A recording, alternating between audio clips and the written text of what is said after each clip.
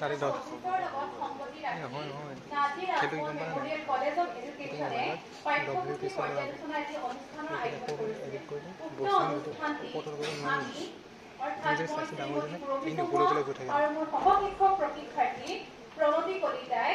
পাঠ্যপুথি আমাৰ বিএড পাঠ্যক্ৰমৰ অন্তৰ্ভুক্ত এখন পাঠ্যপুথিৰ পৰ্যালোচনা কৰিবলৈ চেষ্টা চলাইছিলো।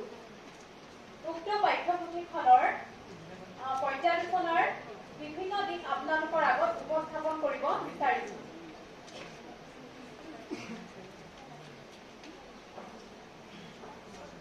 আমি পৰ্যালোচনা কৰা পাঠ্যপুথিখন হৈছে লিংগ সম্বন্ধীয় বিচাৰ্য বিষয়।